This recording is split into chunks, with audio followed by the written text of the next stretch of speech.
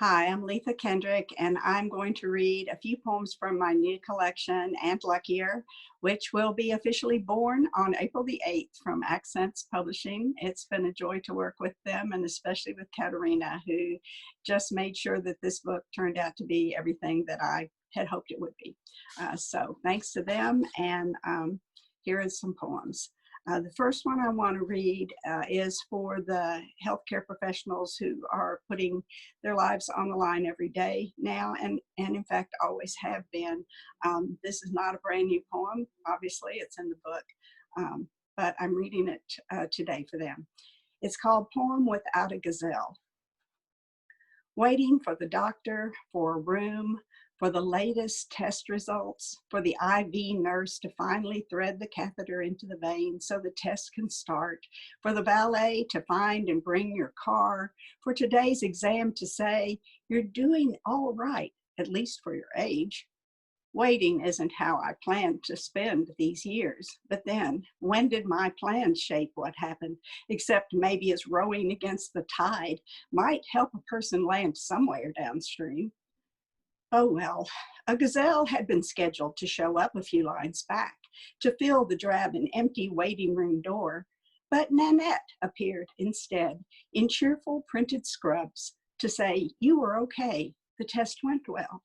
And you know, her voice and face did give off something of the velt's sear grace.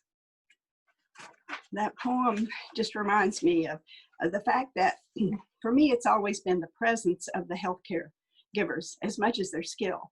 That is what heals us. And so thank you.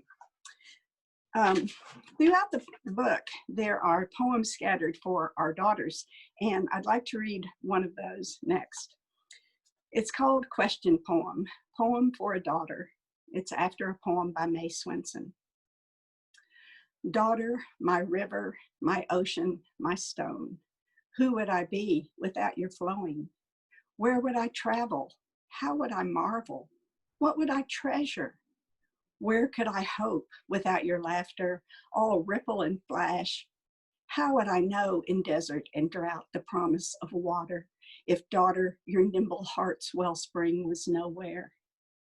How would it be to travel unfettered, without love's sharp shaft, only thirst for a song?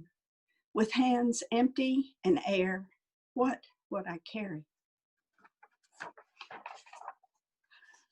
This next poem kind of gets to the heart of what I finally realized my collection was about, which is failure, and having to face it, and how it's not just mine, it's all of us, and we just gotta do the best we can. So this is a very short poem.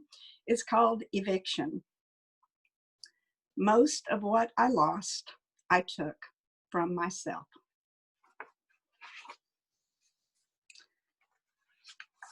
I'm going to read one more poem, and it also is a poem that, of course, was written a while back. It appeared in Rattle's Poets Respond online back in December of 2018. It surprises me now to realize how long ago that was.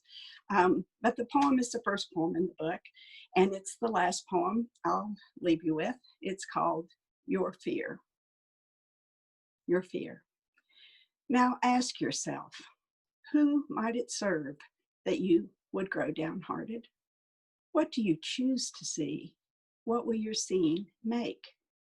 The news selected and relayed, mirrored, and soon a billion times its weight weighs on the mind that seeks it out. What is the new? The breath just drawn, the thought not yet enfleshed, the kind word being said.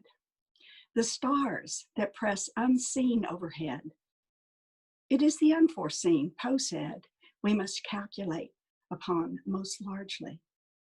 Impossible to separate misery and joy, the living edge of mystery. Time's unfolding dauntless holds you dear. The universe has no need of your fear.